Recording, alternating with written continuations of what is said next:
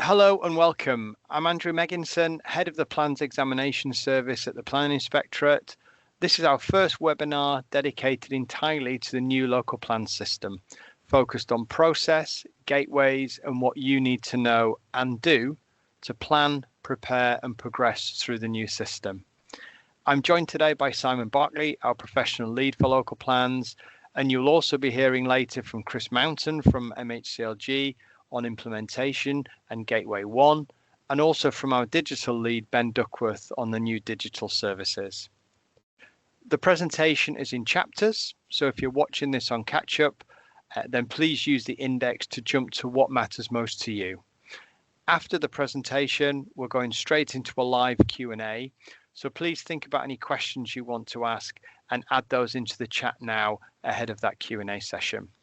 And also, if anything doesn't get covered today, then please don't hesitate to use our email address at plans.admin@planninginspectorate.gov.uk. That will be on the screen, and we'll endeavour to answer any questions after the webinar has been completed. So thank you very much, and let's get into the content. So the new system is now live. There is a number of local authorities have already commenced planning in the new system, and we are expecting the first Gateway 2 assessments to come to us at the Planning Inspectorate around sort of early next year, early 2027. So at the same time as that, we'll also be managing over 100 existing system plans that are all out there targeting the 31st of December deadline, and that's more than double the number of plans that we had last year. So this is genuinely, I think it's fair to say, a pretty exceptional period. The important thing to know, though, is this. So both systems are running in parallel, but you can't switch between them. So the terminology is different, the process is different, and the gateways are new. So if you're looking toward the new system, and every local authority will be sooner or later, right? Then everything we cover today should be helpful for you to know. And this presentation is really aimed at drawing out the newness, if I can put it that way, of the new system. You know, what are its hallmark differences from the legacy system? But as an upfront reassurance to those of you, like me, right, who've been around for a while in local plans, you know, the fundamentals of good plan making haven't changed, and hopefully that's reassuring to everybody. You know, we will still be looking at things like, you know, robust evidence, genuine engagement, a clear and justified spatial strategy. And it will be all of those things that still define a good local plan. So what's changed, though, is the kind of the structure around it, what we could call, if you like, the plumbing of the new system. So it's more sequenced, more tightly coordinated, and is intended to be faster.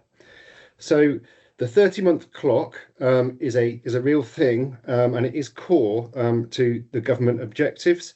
And we're here today to help you understand exactly what that's going to mean in practice. So I'm going to hand over now to one of the architects of the new system from the Ministry of Housing, Communities and Local Government. We have Chris Mountain, who's going to talk through the thinking behind the system and take a look at Gateway 1 in particular. Hello, I'm Chris Mountain, and I lead on local plans legislation at MHCLG. As you're probably aware, the new system for plan making in England is underpinned by provisions in the Levelling Up and Regeneration Act 2023. We consulted on our approach to the regulations, policy and guidance for the new system in July 2023. We published the response to that consultation in February 2025. You can see those documents online. You search plan making consultation. They also set out lots of detail on the background and the rationale for the new system. We published the first batches of new guidance in October 2025, and the regulations for the new system came into force on the 25th of March 2026. The 5th of March Chief Planner's newsletter has links to all the statutory instruments that we needed to commence the new system, and details of a few areas where we still need to bring forward further regulations. You can find this online by searching for Chief Planner Newsletter. So the new system is up and running. Local plans will be faster to prepare, more digital, more transparent, and easier to engage with. We've just finished a series of new system roadshows with the Planning Advisory Service, who are continuing to do great work to support the new system rollout. It's definitely worth visiting the PAS website to see the support on offer. And my colleagues in the department have recently met around 50 councils to discuss getting started in the new system. So now I'll say a few words about some of the key components of the new system. Notice to commence. This allows everyone to know when plan making has started. In the legacy system, there can be considerable uncertainty about this. Timetable. LPAs need to be much more specific about the actual dates for milestones and ensure that these are kept up to date. Scoping consultation.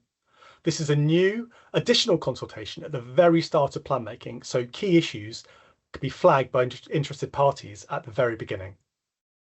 There's 3 formal gateways. Gateway 1. This is the point that LPAs publish a self-assessment on readiness to start the 30-month plan making process. There's no planning inspectorate involvement for this gateway. We've recently published extensive guidance on this stage, which addresses the 5 regulatory requirements. The guidance includes links to associated tools, templates, support, and there's even a model answer. Gateway 2. At this stage, LPAs must seek formal observations and advice from PINs.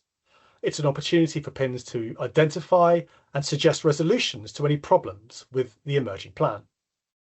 Gateway 3. This is a procedural legal compliance check, noting that legal compliance is no longer part of the examination process, which will focus just on soundness, in line with the test of soundness in the MPPF. Mandatory spatial development strategies. Through the provisions in the Planning and Infrastructure Act 2025, we're now aiming for full coverage of SDSs. So eventually all local plans will sit within that wider sub-regional context, with housing numbers and other cross-cutting content provided by SDSs. Digital reforms. The first few data standards have been rolled out on timetables and housing requirement, and there are more to come. A call for sites tool is also coming soon, plus a further round of PropTech funding to support LPAs to make the most of digital opportunities. Regular plan updates. LPAs must start to update their plan within 5 years of adoption, rather than simply being required to consider whether updates are needed. Community engagement. We're aiming to improve the quality and quantity of community engagement. We've published new guidance on best practice, which builds on the learnings from our hugely successful PropTech Engagement Fund projects. And the requirement to assist. This is a new last resort mechanism to help LPAs get the information they need. Guidance on this is now live.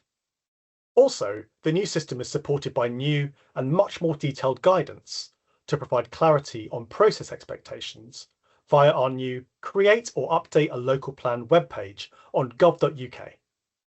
This content has been user tested, and there's a roadmap setting out what's already live and what's coming next, including a model plan and updated guidance on SEA. That's a fairly whistle-stop summary. I'm looking forward to any questions later. Okay, so let's get into the new procedure guide then. I'll be taking you through the key elements with a particular focus on Gateway 2.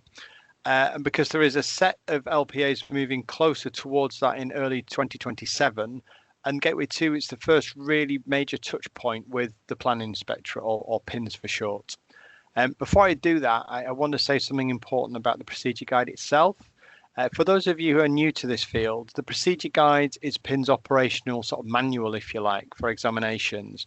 And to quote directly from it, it is intended to give a high-level overview, which will be refined to provide more detailed advice in advance of any Gateway 2 assessments that are undertaken by the Planning Inspectorate. So in essence, it will evolve. This is the first iteration of that procedure guide. As a reference, the legacy local plan system procedure guide, the one that's people are using now for sort of legacy system planning, is now on its 11th edition. So that shows how it's evolved over time. Further iterations of the new guide will give details on the digital systems that are being developed and the tools that PINs will use. So please do read it. When you have a chance, and early in your new local plan making journey. I know many of you will have already have done so.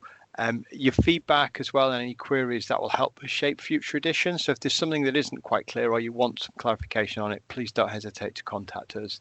And to keep abreast of the iterations that are made to that procedure guide, please check gov.uk as well. You can opt into page updates and get notifications when we publish an update, so you'll be aware when anything has changed within that guide. We're now going to walk through the procedure guide and highlight some of the key ways that you will feel and see a difference between the two systems. After Gateway 1, there is a minimum 6-week consultation on proposed plan content and evidence, including a draft vision. Following that, your plan will reach the midpoint of its progress through the new local plan making system. And that is the Planning Inspectorate entry point. At this stage, we will appoint an assessor for the gateway, and once again, this will be an inspector taking on that new role. I want to pause on the sequencing though for just a moment, because the sequencing in this process matters. In the existing system, the timing of an advisory visit that many people will be familiar with was quite flexible, and you could have one at various points, sometimes quite late in the plan preparation process. In the new system, Gateway 2 happens at a specific point. According to the regulations, the Gateway 2 assessment should take place somewhere between the consultation on local plan content and evidence, as the secondary mandatory consultation, and the consultation on the proposed local plan, which is the third mandatory consultation.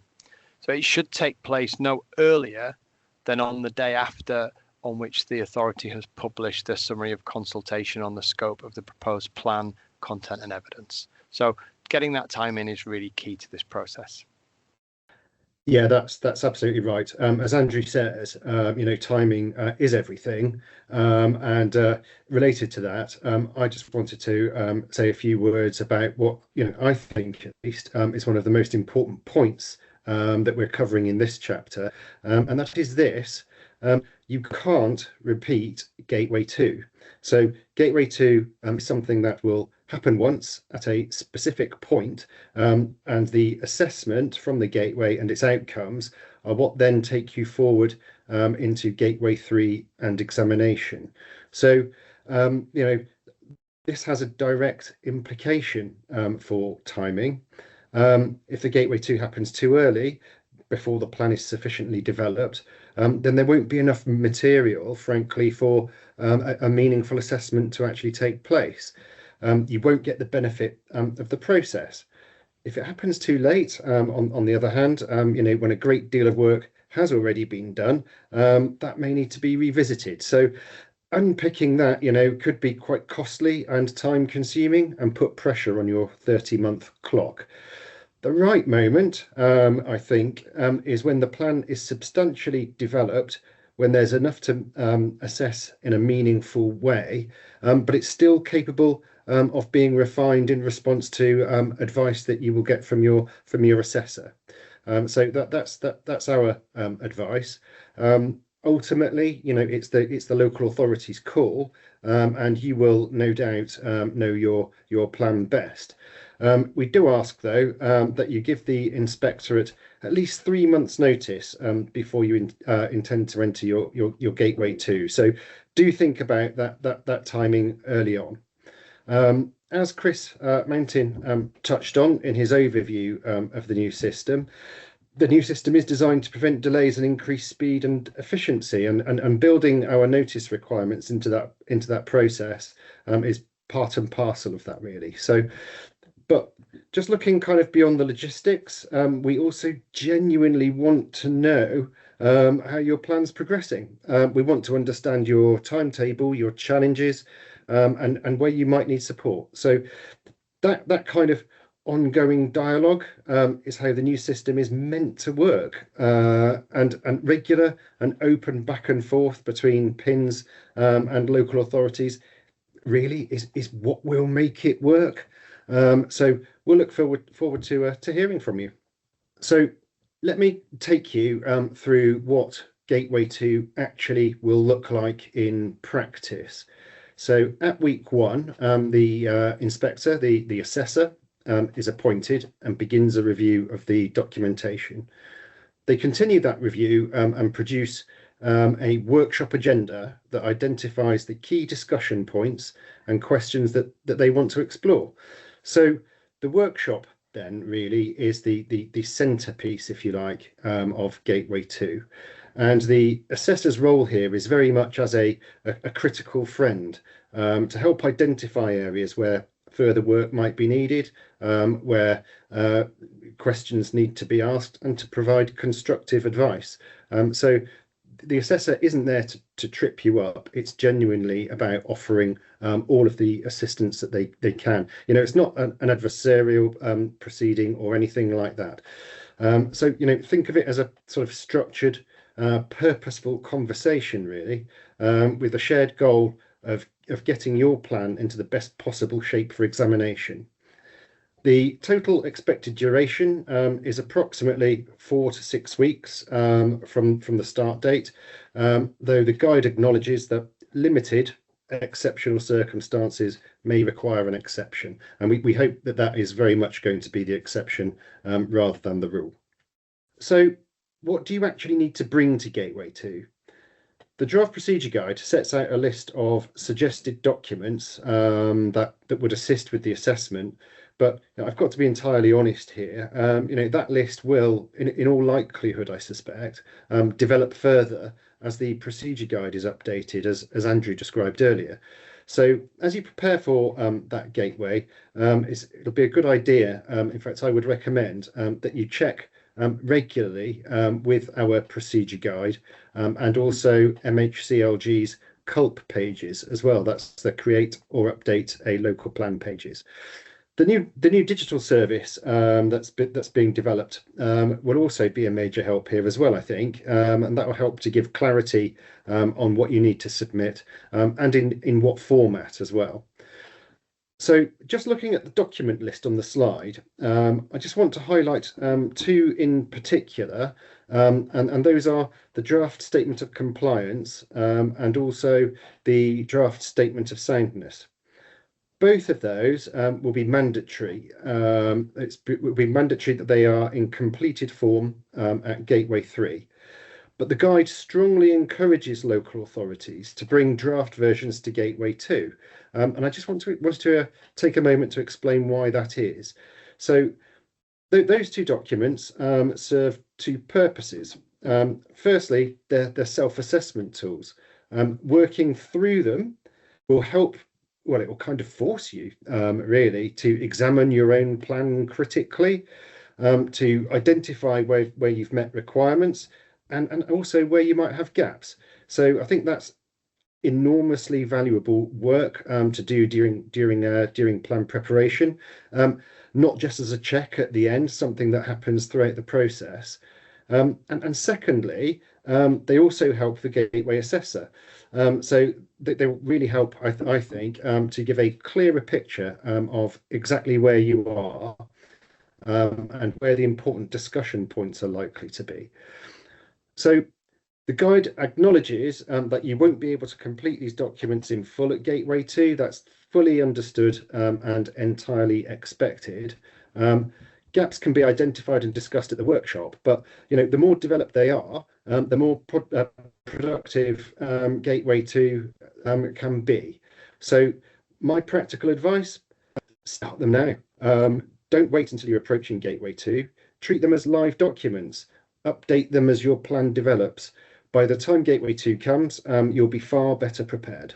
Also, just one further note on omissions from the list. You may have spotted that the regulations, and I'm quoting here, do not require the provision of an emerging draft plan or policies map at Gateway 2. However, I just want to highlight that this in no way prevents you as a local authority from sharing work towards these documents at Gateway 2. Indeed, you may well find Gateway 2 more valuable if these documents, or at least some greater detail on emerging policies and proposals and broad locations for development and whatever, or significant sites, that kind of thing, are actually provided as part of your Gateway 2 documentation. So I just wanted to include this comparison on screen because I know that many of you will be thinking about it. Maybe you've worked through advisory visits in the existing system, and you'll want to understand what Gateway 2 is and perhaps isn't in comparison to that. So the most important difference, I think, is the one that I've already highlighted, that Gateway 2 can't be repeated and it happens at a fixed point in time. And that makes the timing decision much more significant than the question of when to have an advisory visit. So the other difference, though, I think, is the formality. So Gateway 2 involves document review, a structured workshop, and a formal assessment report at the end of it as well. So in that sense, it's a lot more kind of comprehensive than advisory visits, and it carries more weight as well than the advisory visit does. The regulations and the guide set out the requirement for the local authority to publish the Gateway 2 Assessors Report, together with the local authority's input to Gateway 2. And all of that, by the way, should be done as soon as reasonably practicable after receiving the report. Also, as well, you will have to have regard to the contents of the assessor's report before heading off into Gateway 3. So those are just some of the key differences, I think, between Gateway 2 and the legacy systems advisory visits that you're used to. Despite those differences, though, I do want to assure you that the spirit of the exercise is the same. We here at the Inspectorate are trying very hard to help you identify and address potential issues before examination.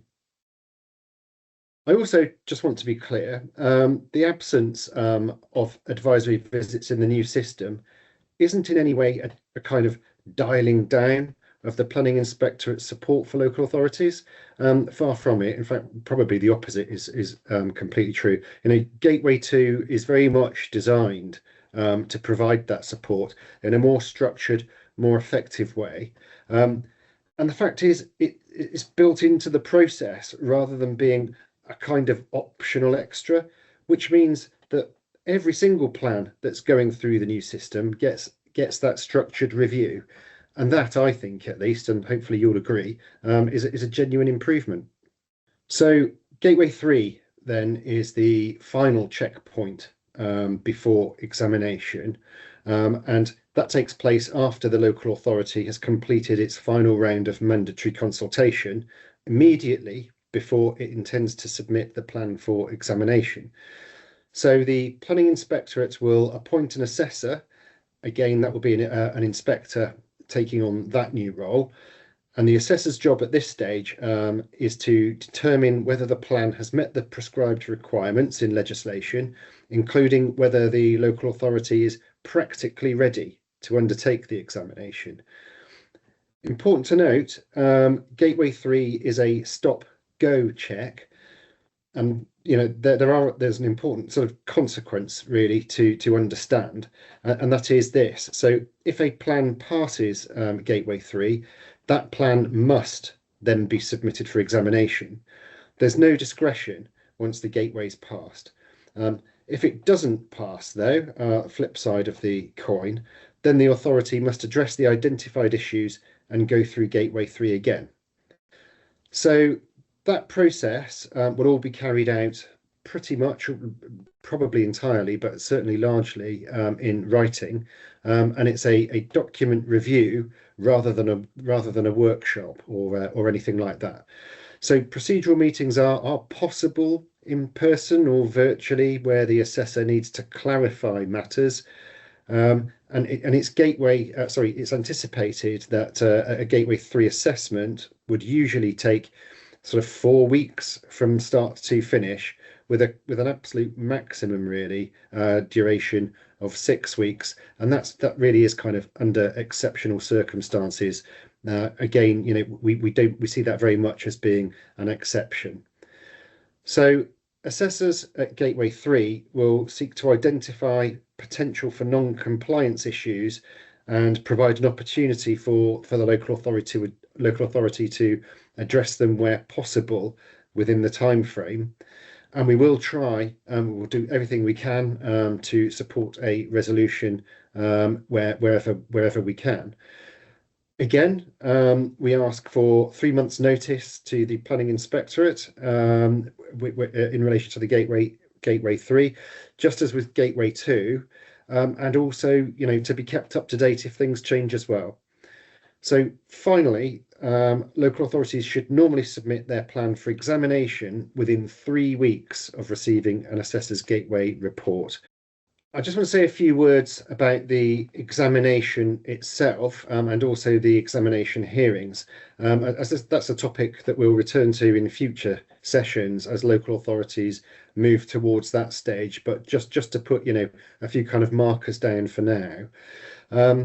The inquisitorial approach, so whereby the inspector leads the process, asks a lot of questions and is testing the plan and testing the evidence, that absolutely all remains a feature of the examination and indeed the hearings. The hearing sessions, written representations, procedural meetings and the modifications process are all kept. They're all retained in the new system as well. So there's an awful lot there that you will all be familiar with. What has changed though is the time frame. The new system has a defined examination period, and it's tighter than what you might be used to in the existing system, quite frankly. So this places a real premium on the quality of what is submitted. A well-prepared plan with a robust, clearly organised evidence base, a clear statement of soundness and good administrative infrastructure in place is in a much better position to move through examination efficiently than one that arrives with gaps to fill. One important change in the new system is around who gets to have their say at examination hearings. So that's significantly widened out compared to the legacy system. Under the new arrangements, anyone who submitted a representation at any stage of the consultation process will have the right to be heard. So you don't have to be arguing that the plan needs to change to qualify to have your seat at the table at the hearings. Now, we know that this could potentially mean more people wanting to participate in hearings, and we want to make sure that's manageable without examinations becoming unwieldy. That's why, really, or at least part of the reason why, the procedure guide is exploring a new feature that we're calling open floor hearings, which would give more people the opportunity to speak while keeping things running to a sensible timetable. That's still, if I'm honest, that's still kind of being developed at the moment. As we refine our procedure guide and get more experience on how the system is kind of working out in practice, we expect our approach to evolve. So, we'll keep you updated as things progress. Do watch this space. Okay, finally, a word on the logistics of the examination. Local authorities are often asking us, is there a role for programme officers in the new system? And the answer to that is absolutely, very much so. Programme officers have always played a vital role in the plan examination process. And our message on this is that we see that role carrying forward through to the new system and unchanged in its essentials of the functionality of that role. The programme officer, or the PO, as we refer to it, is the central link between the inspector, the LPA and the participants throughout the examination. They manage communications, maintain the examination website and document library, coordinate hearings, and keep the process moving. What is changing is the demand environment around programme officers.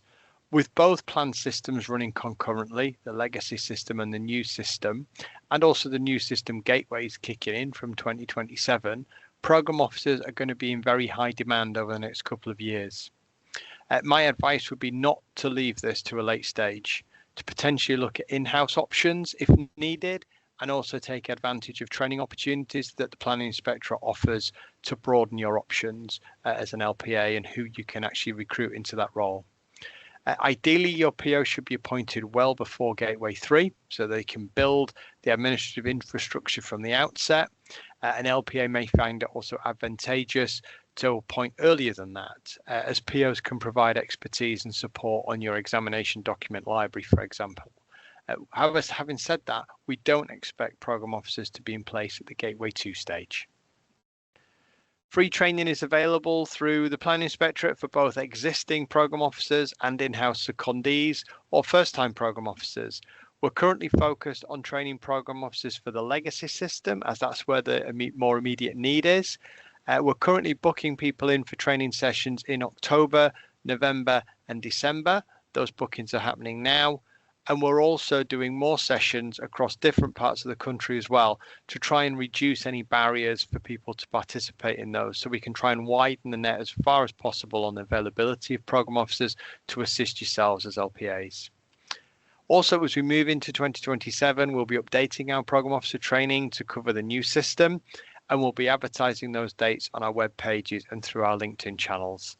We also maintain a list of active programme officers, which we can share with LPAs on request. That contact address is on the screen now for you to use should you want to get hold of that information. Hello, I'm Ben Duckworth, Digital Lead at the Planning Inspectorate for Local Plans Examinations. And I want to tell you about what we're building because it has direct relevance to how your local plan is going to be examined from next year. This is a new 30-month local plan system for us all, and so we're working on how we deliver the examinations that lead to your plan being adopted. First of all, let's have a think about where we're starting from, because that's what's currently known as the existing system, but it's going to become the legacy system more and more.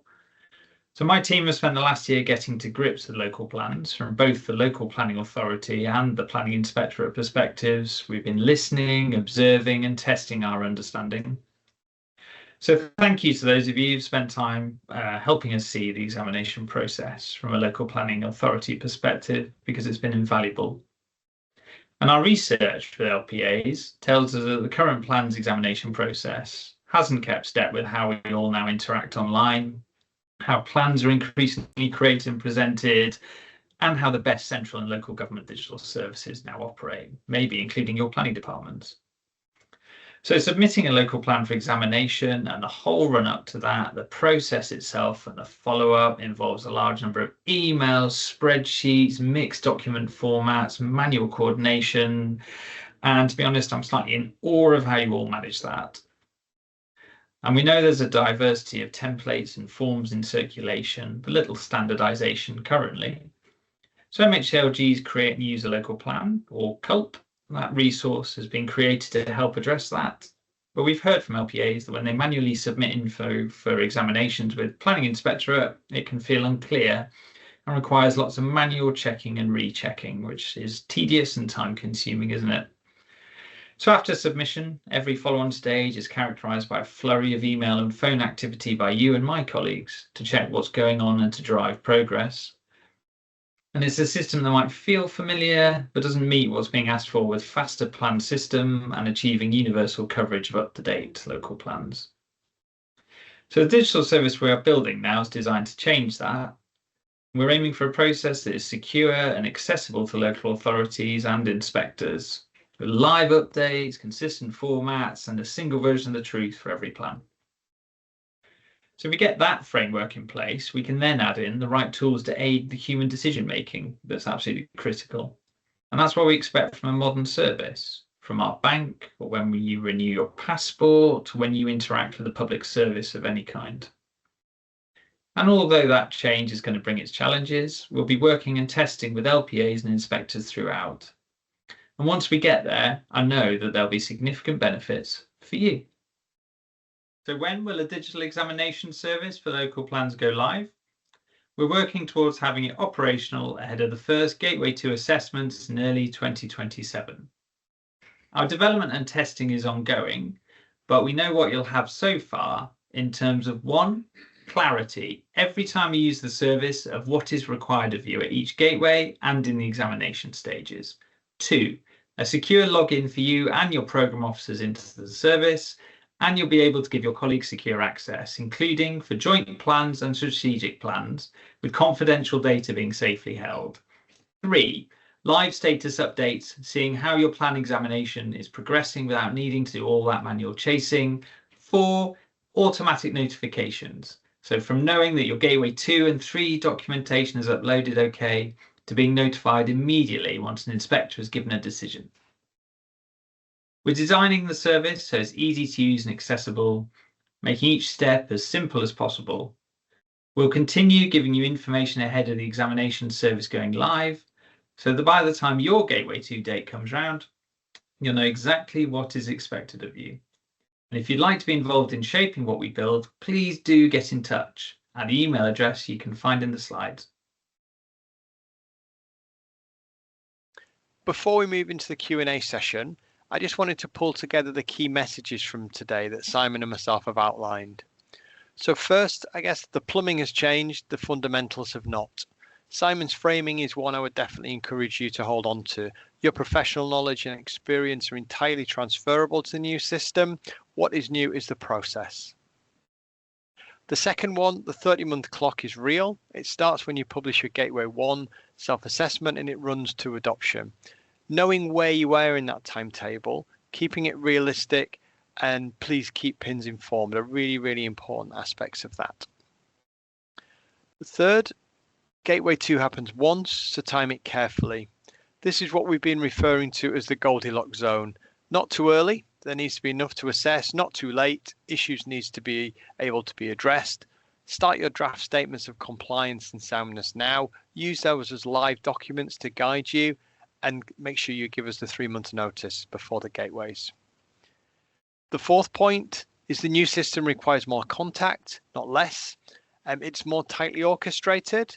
All parties need to adhere to their timeframes and communicate any changes early.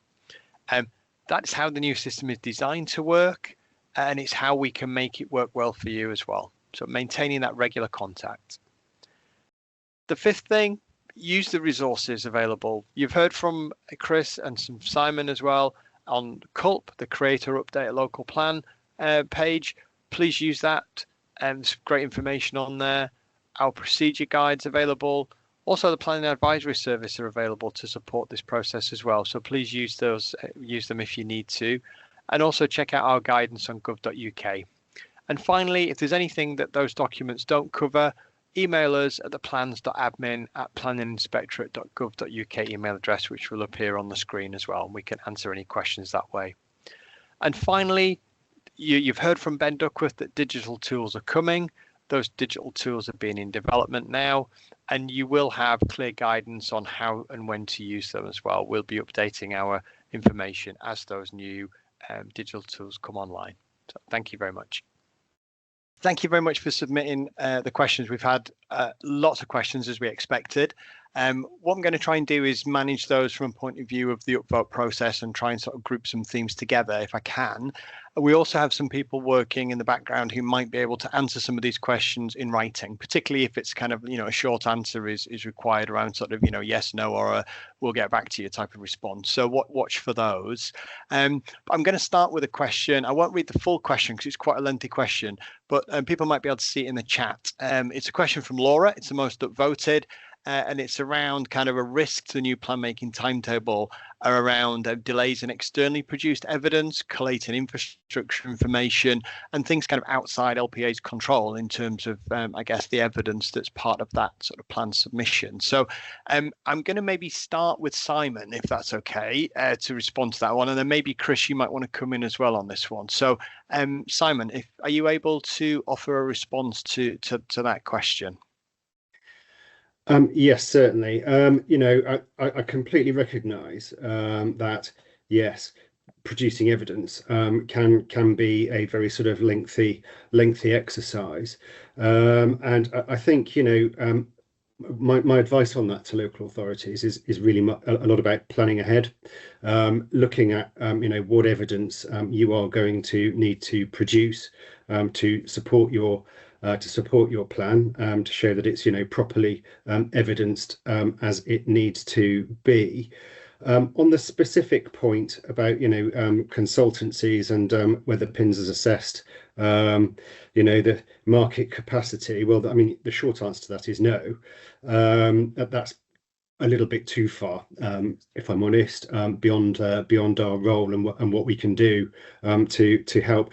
And the question there is really one about market supply and demand. And some authorities look to consultancies to produce a lot of their evidence, whereas other authorities really look to consultancies to do very little. They have the skills and the abilities to kind of do that in-house. So I think that would be a very, very difficult kind of assessment for us to undertake, frankly. Okay, thanks, Simon, for that. Chris, is there anything you wanted to add to that? Are you comfortable with that? Sorry, Chris, you're on mute. Sorry about that. There we go. Still on mute for me, Chris. Sorry, I don't know. Our tech people can help in the background here.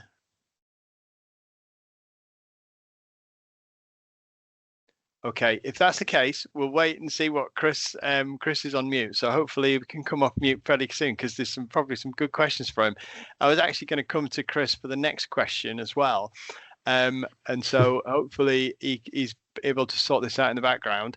The next upvoted question we've got, which we did expect, was when will the final MPPF be published, so that we can scope out the content of a local plan. I don't know, obviously, lots of things outside our control here, but Chris, are you able to go on off mute and give us a kind of an update on that one? Simon can. Simon's got his hand up, so I'll go to Simon while we're looking at Chris. Yeah, if Chris was able technologically to answer that at the moment, I think that he would probably say that the aim is still before summertime, but there isn't a final fixed date as yet. And I'm sure if I've got that wrong, he will hopefully have the opportunity to correct me later. Yeah. Okay. And obviously, if we are having problems with Chris, apologise for this. This certainly wasn't scripted or planned. We're going to try and sort that out in the background. We do have the opportunity, as I said, to write comments against the questions and then post those. So, Chris, feel free to do that, or anyone else on the call in the background could possibly do that, and then we'll aim to answer all those questions. I'm just going back to the next upvoted question. Then here is probably quite a good general one here, because we are looking at a brand new system. We're looking at kind of a tighter time frame. We've had to kind of focus our minds and sharpen ourselves on that. The question is from Dan. What happens if the plan timetable slips beyond the 30 months? So, Chris, I don't know if your technological issues have been resolved, or if not, Simon, are you able to jump in again on that one? I can only go so far, I think, in responding to that one. I mean, I guess it depends on the circumstances. If plan making is kind of well in hand, but there's a bit of slippage, that's really quite different to a really sort of worst case scenario where an authority really is not progressing. Now, in terms of the sort of 30 months in and of itself, I observe that that's not statutory. Now, hold on, is Chris going to be able to join us, or is it only joining us in spirit at the moment? It looks like he's joining in spirit, and this is not planned. Obviously, 660 people on the call, so we do apologise for this, but we'll try and resolve that in the background whilst we go in and come back to Chris. We have time. We've got another 45 minutes of questions, so hopefully we can resolve in that time. Sorry, Simon. Okay. What was I saying? So yeah, that 30 months I was just talking about, wasn't I? I mean, so in the worst case scenarios, I observe, where plan making really is falling wildly behind. I observe that the legislation does include provisions for ministerial intervention. I'm sure that that's not going to be MHCLG's go-to kind of position, and will very much be a sort of last resort kind of thing. Can you hear me Simon. now? Oh, we can, Chris. Thank you. This is brilliant. Music to my ears, because I was thinking that you're an absolutely integral part of this. So I'm brilliant. one of the architects, apparently. You are the architect of this. Yes, it's all your fault. Andrew, what was the question again? Sorry. There was a question around the date for the MPPF, which Simon answered, and then the second question was around the planned timetable slipping beyond 30 months. What happens if? So if you, Simon's kind of given a response, but from your perspective, it'd be good just to touch on those 2 points for clarity, I think. The first thing I want to say here is just how over the moon we've been at the numbers of authorities that have recently published notice to commence. I'm normally quite pessimistic about these things, and my expectations have been blown away. It's been absolutely brilliant. Vast majority of authorities now seem to have complied with those requirements and regulations to get up and running. So Simon, you're right. Our focus at the moment is on support for authorities. And like I said, it's just been fantastic to see the way so many have got up and running in the new system. Yes, there are intervention powers that exist as in the previous system, but like I said, our focus is very much with the support of the Planning Inspectorate and the Planning Advisory Service, providing support for authorities to get their heads around the new system and get cracking. Thank you. Thanks, Chris. Before I come on to, I think it's Michael's point about Gateway 2, I just want to flag something that was raised as a kind of, we've had a few questions like this sent to us prior to the webinar. And it's really around kind of, I guess, from our point of view, from the Planning Inspectorate, how we're approaching this from a sort of a resourcing and workload priority point of view. Because obviously, that those of you who've been involved in plan making for some time will realise we're kind of being hit with sort of two train tracks at the minute. That's the way kind of I always sort of focus on it. We've got the end of the legacy system, which will see over 100 plans submitted for examination potentially by the end of December. And then we've obviously got to start the new Gateway 2 into Gateway 3 and then examination process. So twin tracking that is going to be a real challenge. I'll maybe pick that up when people are asking about continuity of inspectors questions later as well. But just to say, we've kind of put a huge amount of effort into recruiting more people and scaling up our local plan examination service. So we have 24 new inspectors, which will be arriving in September. They're undergoing a kind of an intensive 4 to 5 months training program.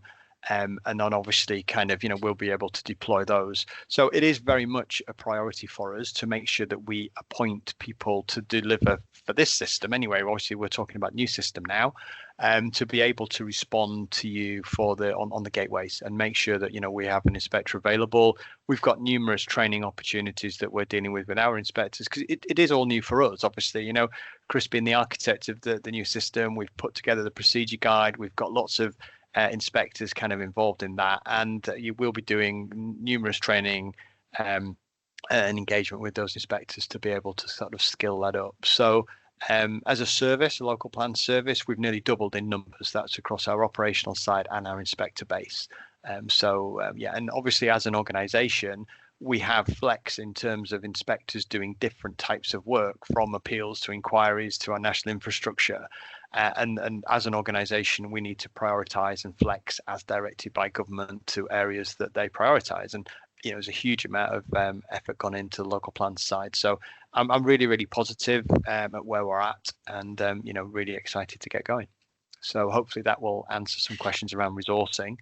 I'm going to go to the next question that's been upvoted with over 50 votes from Michael about what happens if you fail Gateway 2. Do you go back to the start, or does the inspector stop the clock while the LPA gets things ready to pass? Now, I think, Simon, I'll come to you, but there is no fail at Gateway 2. So maybe we can talk about the kind of, maybe in a local authority might feel they've failed, but there isn't a fail. It's not a pass fail. So it's about engagement, I think. So Simon, over to you. Yeah, that's absolutely right, and that is a real sort of striking difference between Gateway 2 and Gateway 3. So Gateway 3 is very much a stop, go, a pass, fail gateway, however you want to put it. Whereas Gateway 2 is not that.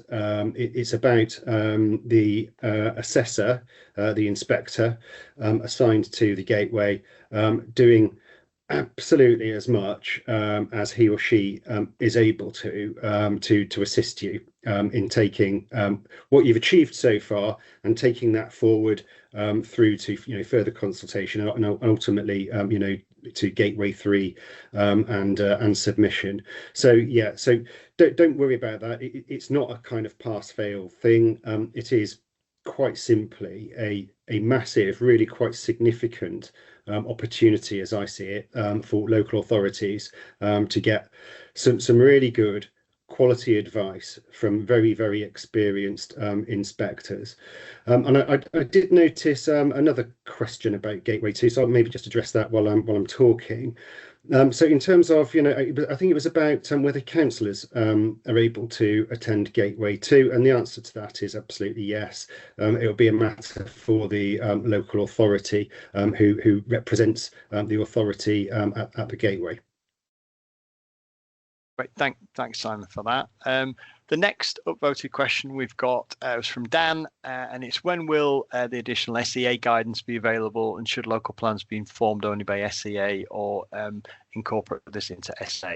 It's more of a detailed question. Chris, are you able just to kind of give us a kind of thoughts on that? Is that okay?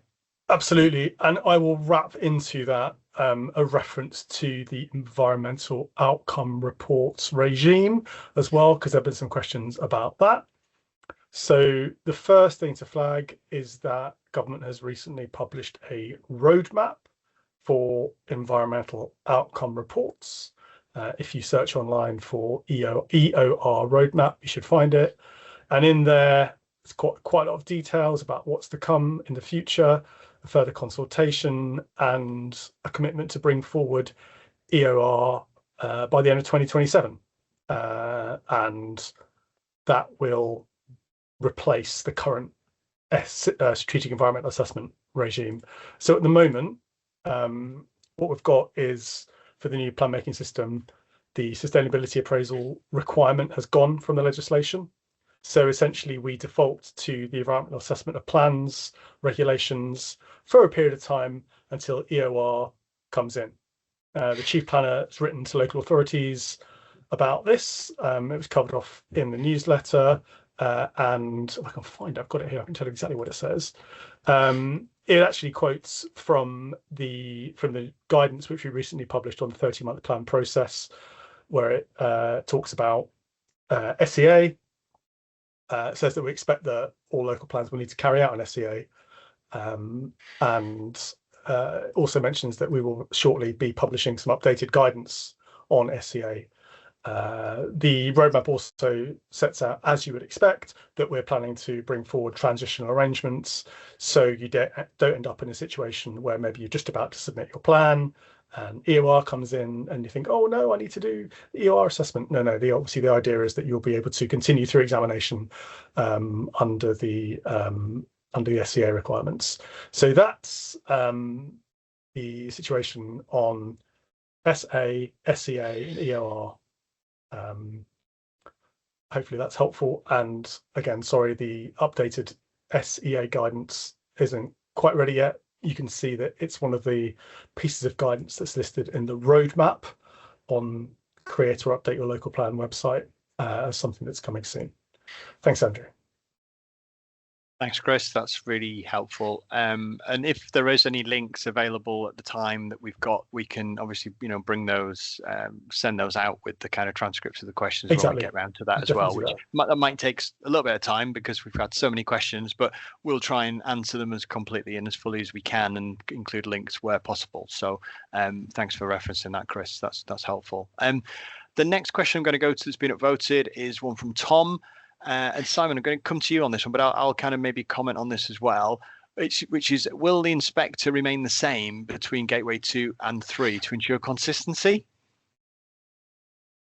Yeah, I mean, so I fully understand the reason why a lot of authorities are really, really keen to get the same inspector at Gateway 2, 3, and then potentially at the examination. Yeah, I do get that, and I do get the sort of consistency issue that is referred to in the question. Well, I would say this: there are sort of a number of reasons why we are not able to commit to that, and primary amongst them, frankly, is well, it's an operational issue. So if we were to sort of commit to that, either in our procedure guide or anywhere else, frankly, we would probably fail to deliver that, because there's quite a lot of flexibility between when a gateway 2 happens in relation to gateway 3 and then the examination, and also so we were talking. I was answering a question earlier on about what happens if timetables slip ever so slightly. Well, I could see if we were to commit to doing that using the same inspector, you could easily foresee an example, plenty of examples potentially, where a plan comes into gateway 3, say 3 weeks, for example, later than had been intended. Well, the challenge for us then is what do we do with that inspector, frankly, for 3 weeks? That we have our inspectors out working on examinations all the time, and in the new system they'll also be working on gateway 2s and gateway 3s as well. So it really comes down to it being too much of an operational challenge for us to be able to promise that we could do that. So the starting point really is that you should assume that it won't be the same inspector. Yeah, no, thanks, Simon. I think that's right. As I sort of illustrated, particularly over the next year, as we start into the Gateway 2 process, we'll have over 100. I think we'll have roughly somewhere in the region of 140 to 150 live examinations from the legacy system. What we don't want to do is slow this up. We don't want to slow that sort of progress of your plan by waiting for someone who isn't available. As that clears, the opportunity may become slightly different, and the opportunity of continuity between Gateway 3 and the examination, that I think is quite an important point as well. So we'll kind of keep discussions open with local authorities on that. If I might, Andrew, just one sort of final point on that, one final observation. I mean, unlike with advisory visits in the current system, and this is coming to the point of consistency. So coming out of Gateway 2, well, I'll go back a step. Gateway 2 is a pretty kind of intense, relatively speaking, compared to advisory visits, in-depth piece of work being undertaken by the inspector. And as part of that output, you will be getting a pretty comprehensive sort of report with recommendations from the inspector that the local authority then has to have regard to, which will then be picked up at Gateway 3 and then no doubt in the examination as well. And that's a little bit different to the current system with advisory visits. There's a much more kind of formal footing for the recommendations coming out of Gateway 2. And part of the reason for that, actually, I think, is to help with the consistency issue. Yeah, no, thanks, Simon. And obviously, from our point of view, that dialogue between inspectors is important. I think that's covered in our procedure guide as well, around sort of if someone undertakes Gateway 2, how we move into Gateway 3, and how that report sort of focuses the minds as we move later in the examination process. Before I move on to the next question that's upvoted, I just want to pick up a question that we get quite a lot, or we have had quite a lot. We've had it submitted in advance, and I'm going to bring in Ben Duckworth for this one from our digital team. And it's a question, Ben, around kind of the function, I guess, and sort of the existence of examination libraries in the new system, and sort of how we're looking at examination libraries. Are you able just to kind of give us a bit of a sort of feel for your thoughts on that? Yeah, absolutely. Hello, everyone. So examination websites will continue. These are local planning authority owned plans. Ultimately, websites play, the examination libraries or the examination websites play an important part in the system, and Andrew, you referenced that they would continue in the earlier intro presentations. So as we build and test the PINS examination service, the digital service, we will be looking certainly to minimise duplication of things that are already published on the examination website. And we think about things in terms of what makes things as easy as possible to use for users. So what that means is there are specific things an LPA will want to provide directly to an inspector at Gateway 2 and 3, and that will be reflected in the service structure. And likewise, when you get through to the examination stage later. So if I start from sort of what would feel like a very bad scenario, particularly for LPAs and being unhelpful, is asking them to duplicate large amounts of their examination website within our digital service. That is the opposite of what we are aiming to do here. We are aiming to make things as seamless and intuitive as possible for the LPA to confirm as they come out of Gateway 3 and their plan is ready for examination that happens as seamlessly as possible, and you are not being asked to provide amounts of duplicative information about the plan itself and the accompanying documentation. So hopefully that was clear, but the examination websites will continue to play an extremely important part in the new system. Thanks, Ben. That's really helpful. So the next question we've got voted, we'll go back to the published questions in the Q&A chat. And Chris, I'm going to come to you for this one. The question is, what is the message from MHCLG on local plans that have started under the new system, but where a planning authority will cease to exist as part of local government reorganisation during the 30-month process? I think we'd spoken quite often about the impact of local government reorganisation. So maybe this is an opportunity to kind of answer that question and just talk about anything else you want to mention around local government reorganisation, because I appreciate it's a complex topic and slightly different to the main focus of the webinar. Absolutely. So you won't be surprised to hear that quite a few authorities have been in touch with us to discuss it. So it probably makes sense for me to reiterate to you what we've been saying to those local authorities when they've been writing in. What we've been saying is that guidance for local authorities going through local government reorganisation will be coming soon in relation to plan making. And that will expected to go on our Create or Update a Local Plan website. We're very much aware that this is a priority for a number of local authorities, and plan making should continue in line with the timing set out in the regulations across the country. It's worth noting that authorities cannot formally commence plan making for a local authority area that doesn't exist yet. That's a question we've had in a bit. And also to say that we're working on transitional arrangements to deal with local authority reorganisations, and we're alive to the various complexities that this can throw up in some areas, and we'll be providing further details on the transitional arrangements through regulations in due course. Thanks, Chris. That's helpful. I'll just pick up as well. We've got a question further down the chat. I'm just trying to sort of skim to see if there's any related ones. I think you've already covered this in terms of that, but a question from Ripple. What about authorities transitioning to LGR between Gateway 1 and Gateway 2? Is there any guidance available? I think you've just kind of touched on that. Is there anything else you want to add specifically on that, or does that your previous answer cover it? There's nothing more to say on that one, I'm afraid. Yeah. Okay, brilliant. Well, thanks for the questions.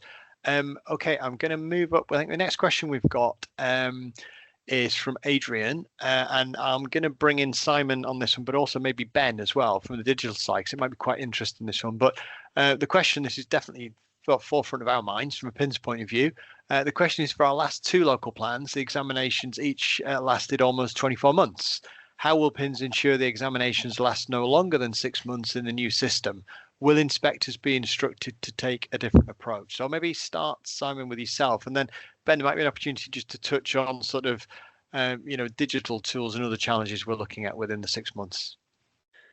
Yeah, I mean, on that, it's fair to say that, yes, we do have quite a challenge ahead, and we are looking at quite a significant kind of step change, frankly, between the current legacy system and the expectations in the new system.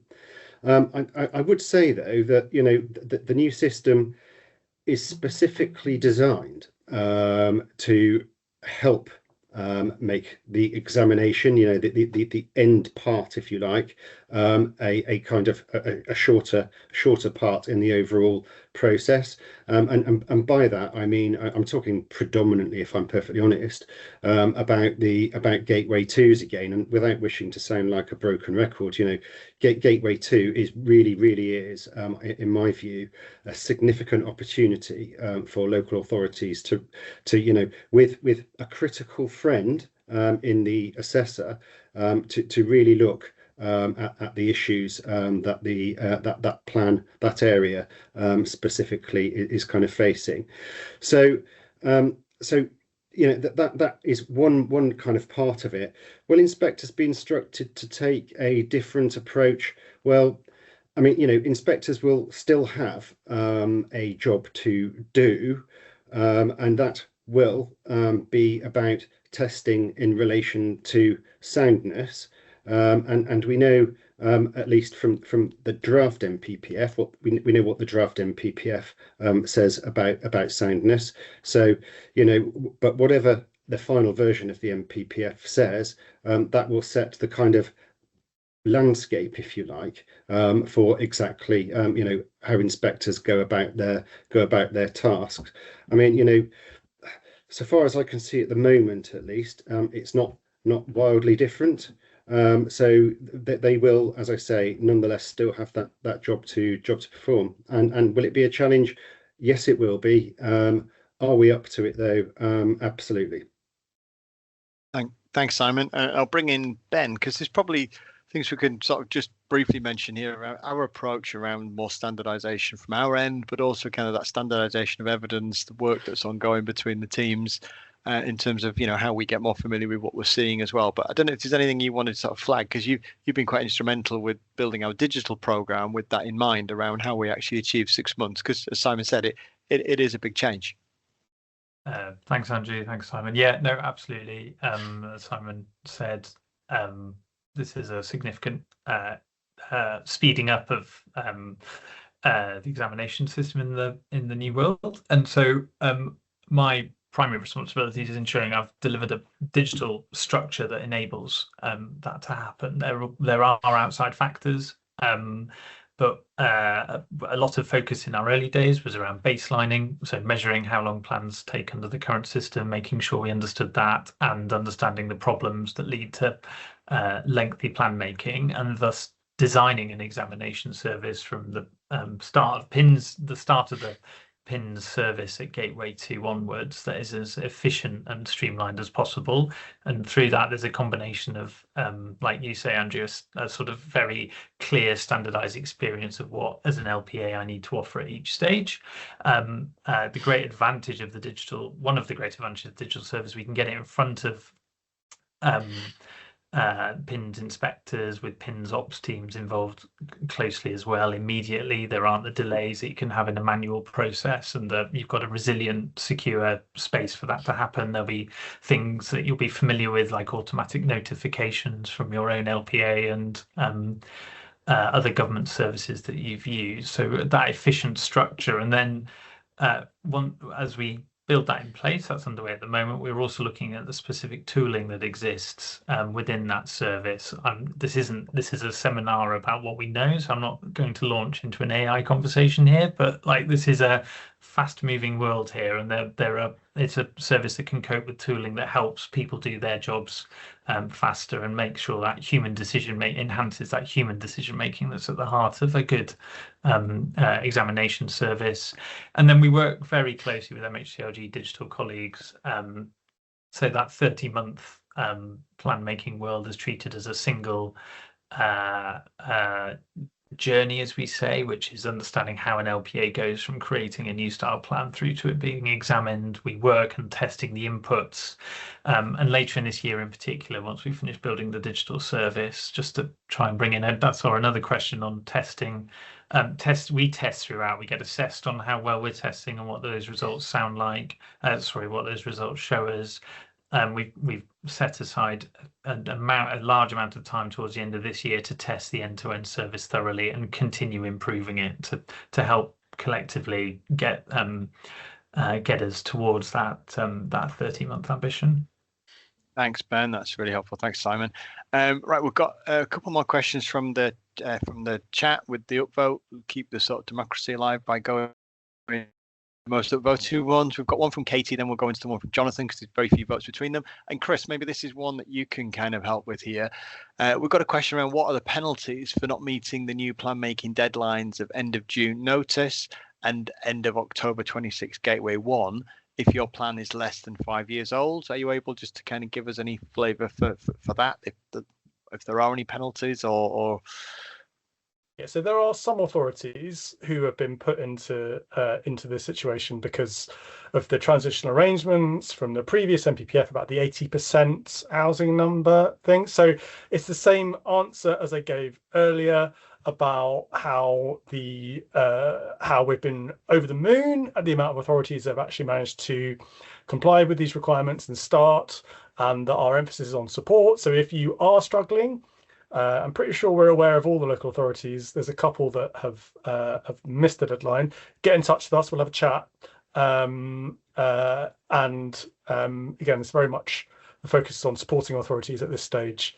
We've already touched on the assistance of intervention powers where the Secretary of State thinks that authorities are failing as well. Yeah, brilliant. Thank you for that. I said I was going to go to the question from Jonathan next. This is around sort of governance and decision-making timetable timescales. But Shannon's just put Shannon is an MHCLG colleague who's kind of helping in the background, just looking at the questions. So Shannon's put a comment in there to this effect. So hopefully, that helps answer that one.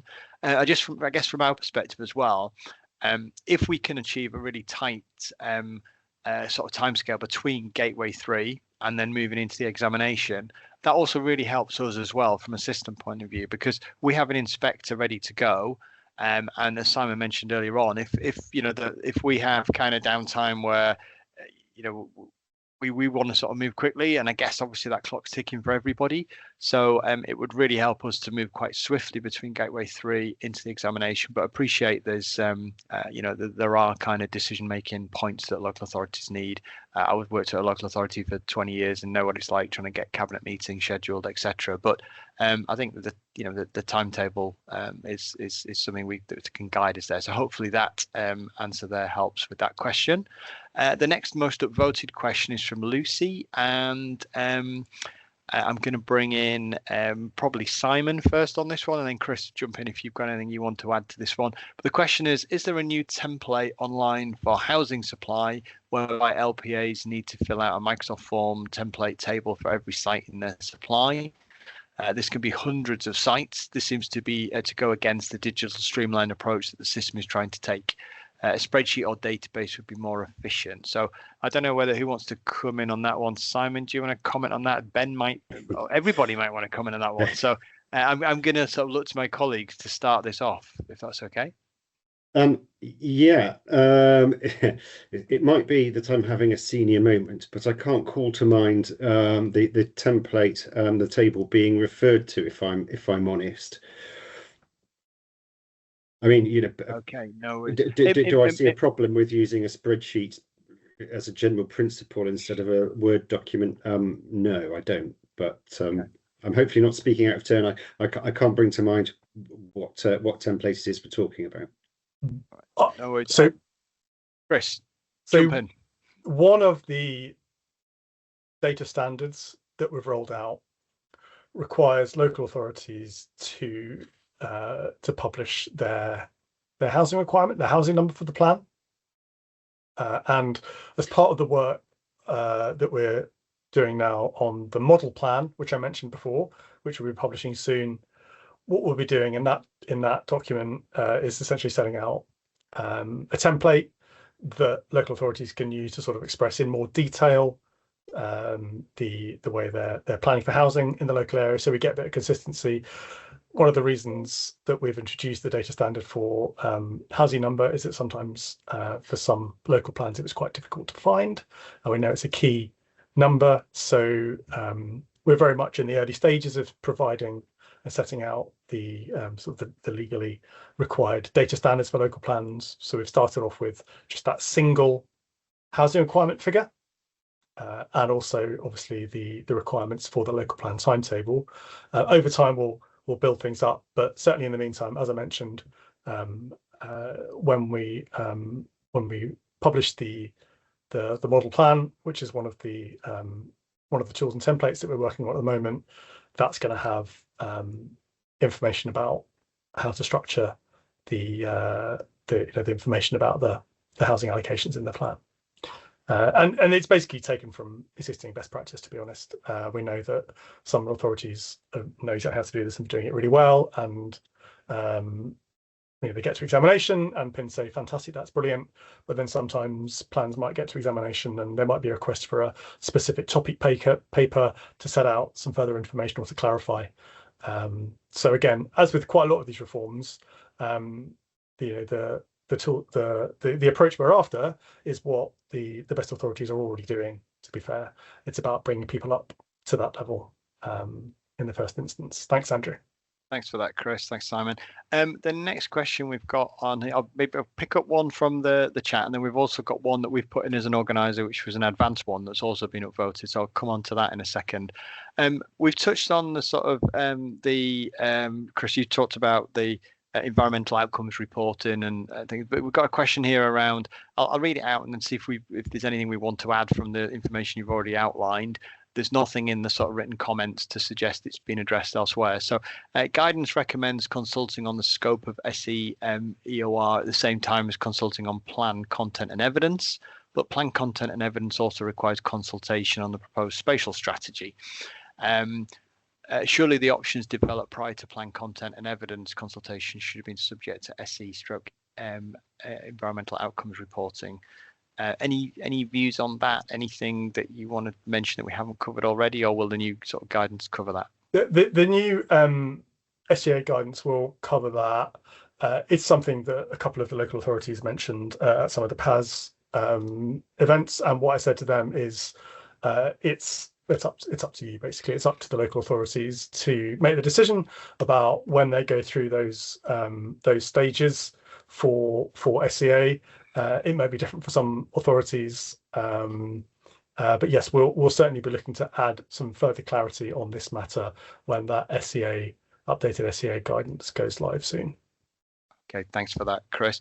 We've got another question, I think, around sort of LGA, which we've maybe touched on already. The next question I'm just going to come to is the one. It's an advanced question, and maybe, Simon, this might be something you want to start with. The question is, we're currently reviewing our evidence base to embark on a new plan under the new system. And having reviewed the MPPF, we don't really see much scope for reducing the evidence-based justifications of previous MPPFs, despite a new system. Quite a complicated question. Sorry, I'll go to the question. Can you advise as to what councils may consider when assessing what might be acceptable in light of aiming to quicken the process and reduce the evidence-based burden? I think if I heard it correctly, the question really, I think, is getting to the point of what does proportionate evidence look like, which, if I'm right, if that is correct, that kind of feels like you're asking me where do I find the holy grail of plan making.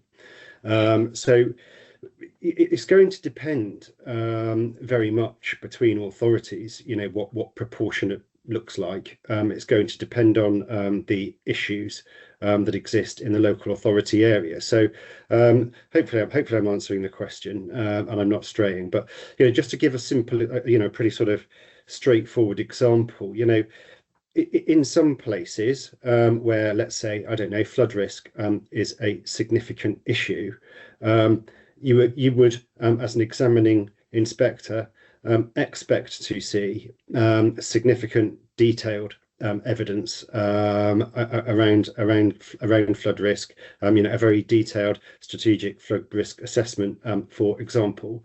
Whereas, in other areas where flooding isn't really a huge issue, then in those sorts of scenarios, it may well be that the evidential burden could be quite a lot less. So, when thinking about, what evidence you're going to need to provide, I think the starting point really is, what are the issues in this plan? What are going to be those things that are central to its soundness, those issues that are going to shape the examination, and those are the issues really where you do need to focus on more detailed evidence, whereas the stuff, topics, issues that fall outside of that kind of scope, you needn't necessarily prepare so much detailed evidence. So it's that question of kind of proportionality. I can't give a definitive answer, but hopefully that gives a bit of a flavour, a bit of an idea of certainly where inspectors are coming from when they look at this. Thanks, Simon. That's helpful. Anything you wanted to add on that one, Chris? Are you comfortable to move on? I'll say just a few points on that one, if that's all right. Yeah, fine, Andrew, because I know that's something that we've talked about quite a lot in the past, about our ambitions on streamlining evidence base for local plans. I think people have been pretty positive about the way we've set out the expectations in the draft NPPF, or the new NPPF, I should say, in PM8. And I've also mentioned work on model plan that's ongoing. We're working to finalise that, and we're working with volunteers from local authorities around the country and professional content writers to make sure that new guidance is as well informed and as easy to read as possible. And we're hopeful that's going to make things easier as well. Thanks, Andrew. Thanks for that. I'm just going to break slightly from the sort of looking at the most upvoted questions. I've been scanning even the questions, and there's a question that's only been just listed a few minutes ago, so it hasn't had time to be upvoted. But it's a question from Kevin around digital, and the question is quite an interesting one actually, because we've talked about sort of the digital world. But he's made a really important point, I think. It says, whilst acknowledging the need for digitisation of all aspects of the local plan process, can it please be recognised that not all stakeholders have digital capability? And also the second point is the types of responses the statutory consultees are likely to need to make will not be the same as, say, local resident or site promoters. Therefore, a one-size-fits-all reps template should be avoided. And we will need a means to also save our reps to our own systems. So Ben, is there anything you want to just come in on that? Because it might be quite helpful while we've got Ben on the call to answer kind of how we approach that, because there's lots of different stakeholders at play in this, isn't there? Yes, absolutely. I think Kevin, if I followed the nub of your question right, you're looking at some parts earlier in the MHCLG sort of plan creation side as well. But yes, absolutely, not all stakeholders have digital capacity or capabilities. LPAs will need to continue to follow their accessible requirements. And likewise for us at the PIN side, once the examination starts, we will be accessibility tested on the service that we've built. That's a formal piece of activity that has to happen. And likewise, we'll also, as we continue our work, carry on recording aspects of the examination service where it might be that people are struggling,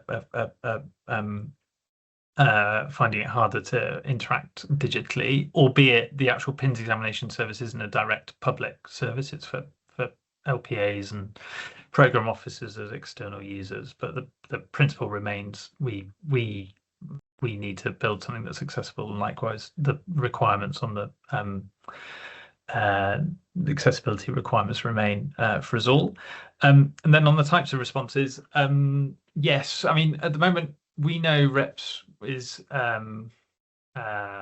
like a time-consuming pain point for everyone involved in the system. Our interest is what kind of tooling and how we are providing inspectors with what they need to understand the responses that have been gathered by a consultation to inform the inspector work through the examination stages. So all I'd say here is there isn't a one-size-fits-all template in regard to being included in the service that somehow blocks out stat consultees reps, or causes a problem for local residents to articulate their views either. We think actually a lot of the potential win here is item tooling that helps summarize those reps quickly. That's not the same as